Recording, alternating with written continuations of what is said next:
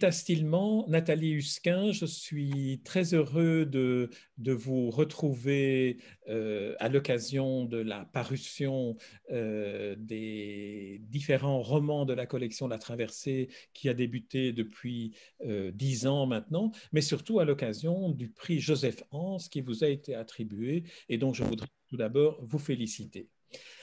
Alors, première question peut-être pour Rita Stillman. Vous êtes la directrice de l'association Lire et Écrire qui a finalement lancé cette initiative d'alphabétisation à travers des œuvres littéraires et de solliciter des écrivains.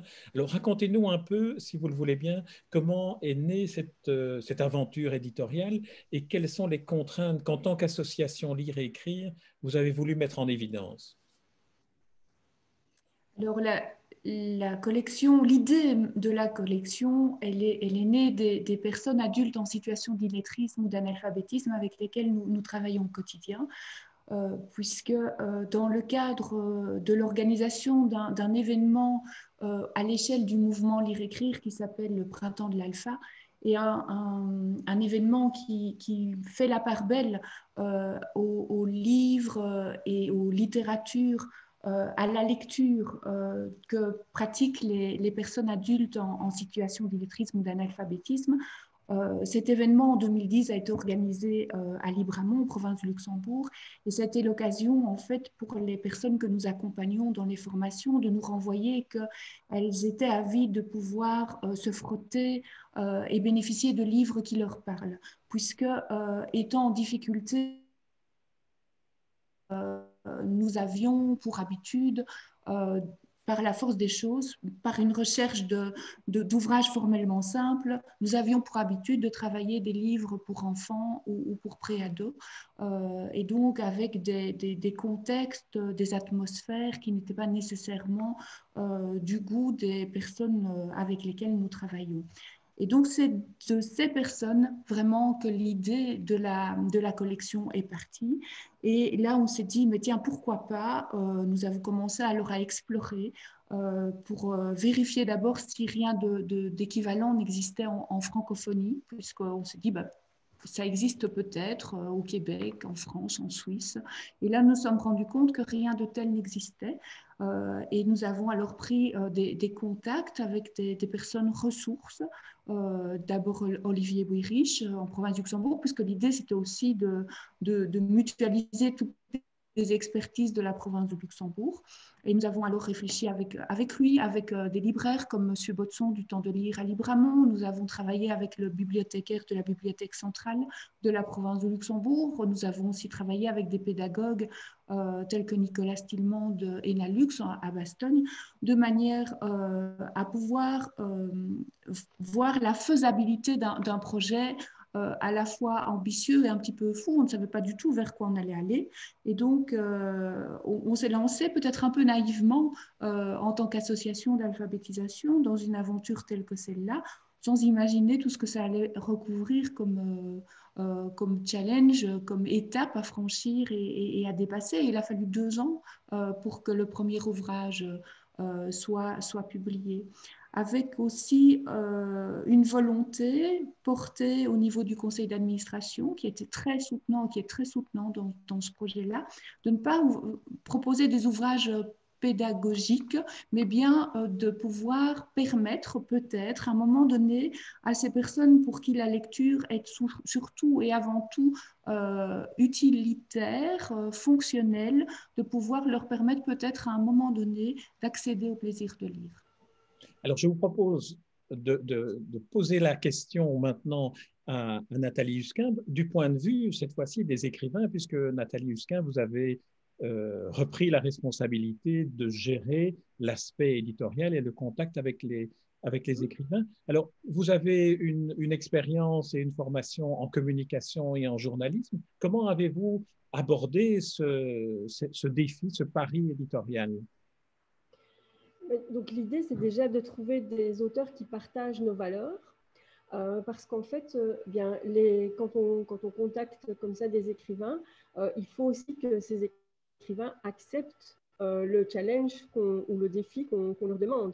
Ce n'est pas tout le monde qui va accepter à un moment donné que son manuscrit soit relié par des personnes et des formateurs qui sont en formation en alphabétisation.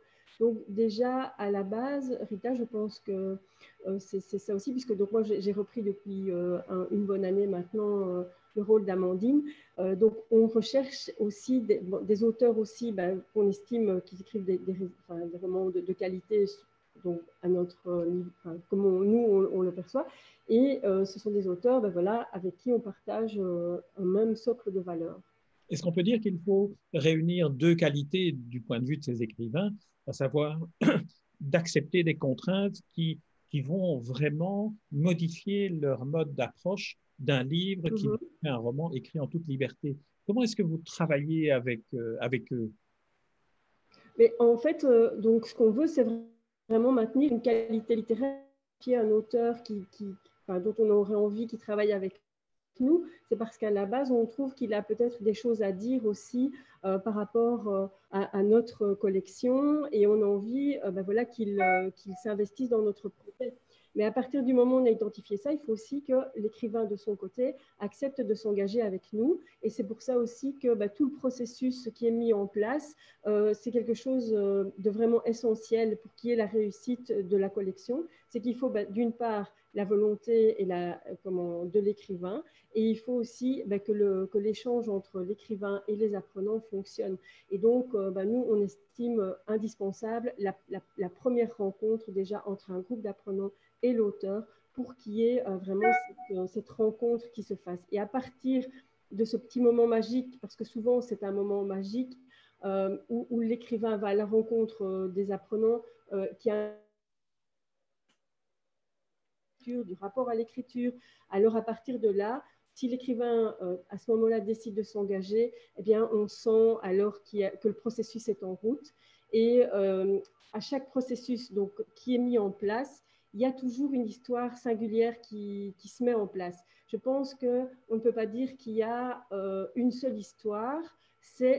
Donc ici, on a 27 romans. Je pense qu'il y a 27 histoires qui ont été écrites. Et à chaque fois avec des moments magiques, des moments voilà, qui sont...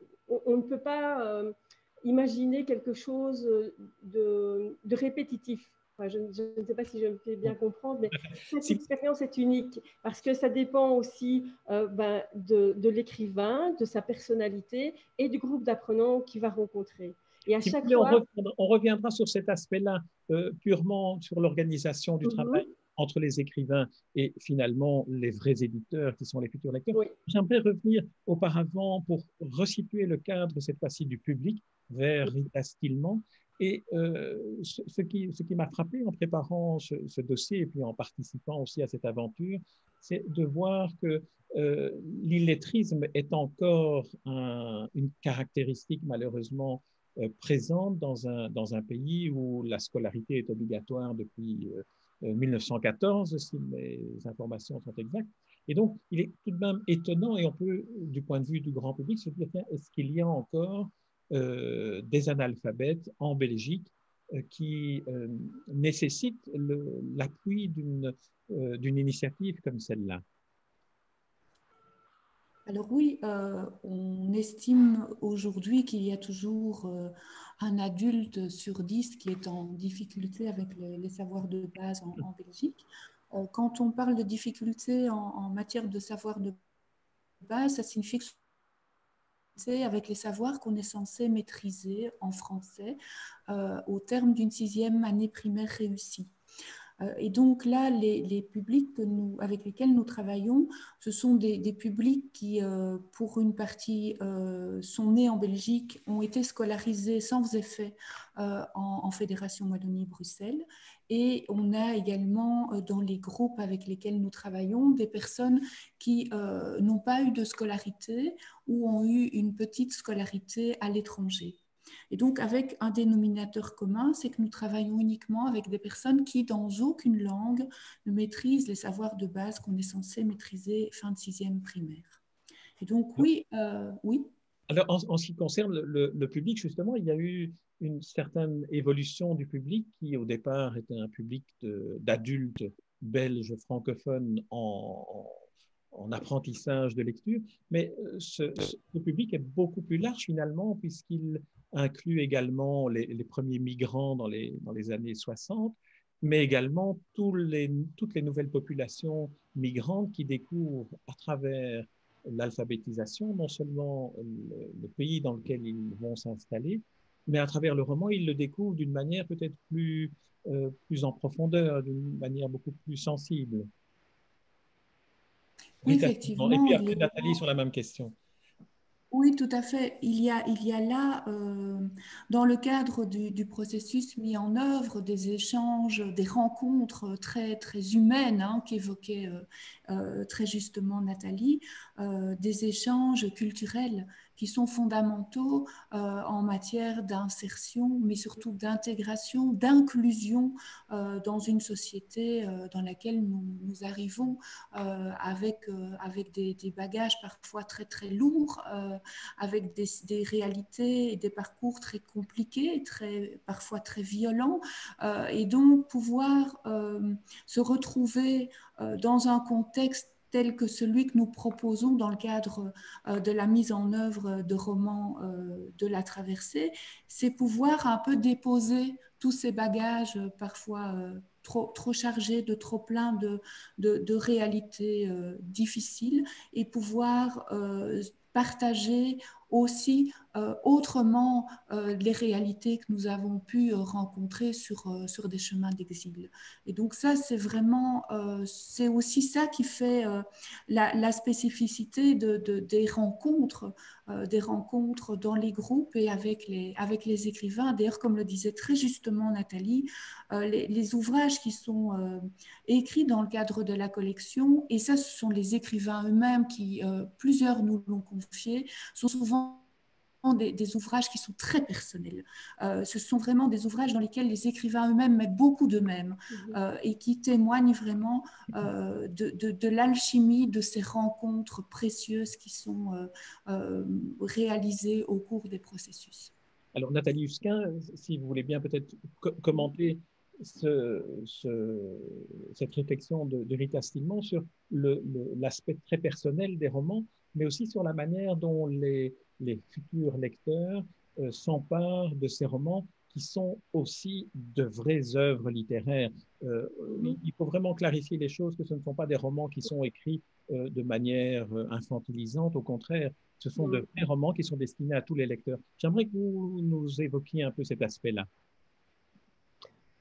Donc, le fait que, donc, à la base, on construit le roman donc, entre c'est l'écrivain et les apprenants qui construisent ensemble. Mais l'objectif, de construire un véritable roman. Donc c'est vraiment de la vraie littérature. Enfin, je ne sais pas si on peut... c'est pas... parce que quand on construit le roman, l'idée, ce n'est pas de rendre les choses simplistes, mais c'est simplement de permettre à chacun, à des publics qui ne pourraient pas avoir accès à la littérature, de pouvoir rentrer dans l'imaginaire et dans la littérature.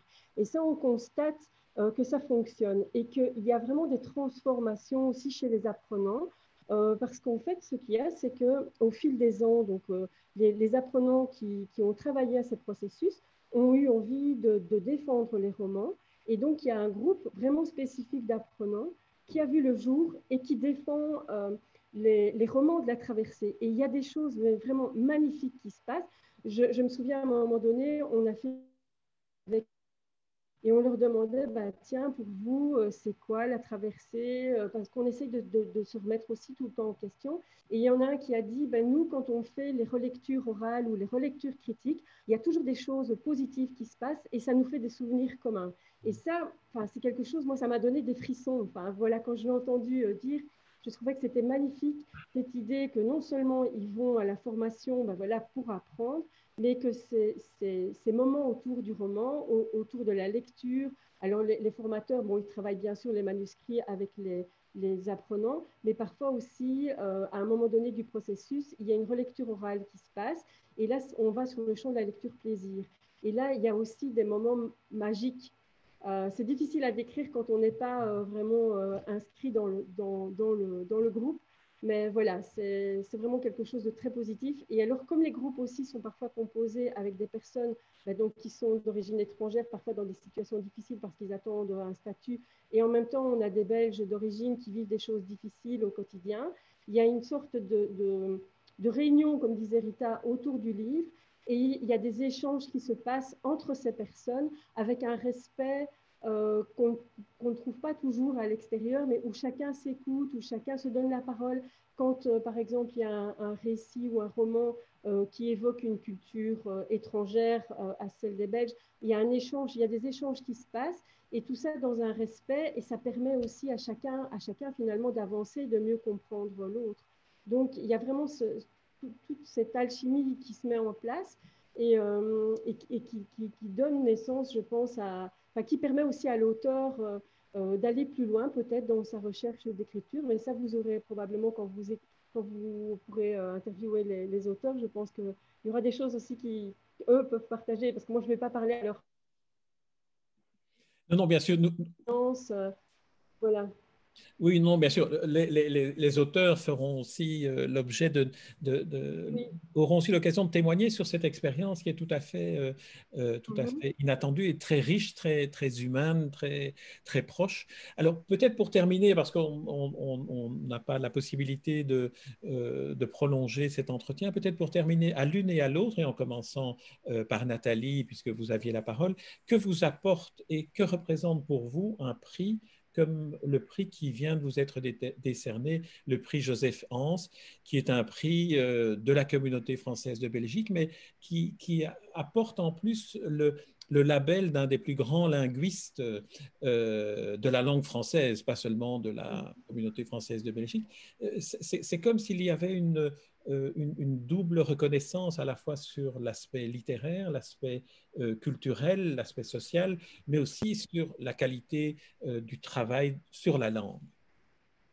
Qu'apporte alors le prix Joseph Hans pour vous, votre première réaction, Nathalie Husquin? C'est vrai que c'est vraiment une très très belle reconnaissance de tout le travail qui a été accompli avant que je n'arrive déjà. Et c'est tout le travail, moi je trouve que c'est une très belle reconnaissance par rapport à tout le travail de terrain qui est mené, à toute l'expérimentation qui a été faite pendant toutes ces années. Et le fait voilà, qu'il y ait un prix qui reconnaisse tout ce travail de terrain, ça permet aussi de donner la parole ou de reconnaître la parole de personnes qui habituellement n'ont pas toujours accès à cette, voilà, à cette parole. Voilà. Et voilà, c'est très touchant de. Voilà. Vous disiez à juste titre que vous êtes nouvelle venue en quelque sorte Voilà. dans cette aventure qui a été initiée du point de vue de la collection littéraire par Amandine Legrand, que j'avais interviewée au tout début de cette aventure et à qui on peut effectivement aussi rendre hommage et partager l'attribution de ce prix. Alors, Rita Stillman, vous de votre côté, alors que représente un prix comme celui-là? Alors, c'est une forme de confirmation de la qualité littéraire, justement, qui est visée dans la réalisation des romans de la traversée, puisque c'est vraiment un point sur lequel jamais nous ne voulons et nous ne voudrons déroger. C'est aussi, de par ces rencontres entre les écrivains et les personnes en situation d'illettrisme ou d'analphabétisme, la reconnaissance de cultures, des cultures dont nous sommes tous porteurs, des cultures populaires dont sont porteuses ces personnes en difficulté avec les savoirs de base, mais qui par ailleurs ont énormément de compétences, d'expertise, et c'est une valorisation de cette expertise dont elles sont porteuses. Et c'est aussi la reconnaissance d'une légitimité pour ces personnes qui elles-mêmes se mettent un petit peu, même voire fortement en retrait par rapport aux livres et aux littératures, qui ne s'autorisent pas à pousser la porte d'une bibliothèque, qui ne se sentent pas légitimes dans ce monde de l'écrit, des livres. Et donc là, c'est leur rendre et leur donner une place auquel elles ont droit. Et c'est pour nous faire un petit pas sur l'accès, vers l'accès aux droits culturels, aux droits fondamentaux culturels, dans des processus qui sont très respectueux de la parole, du des apports de chacun.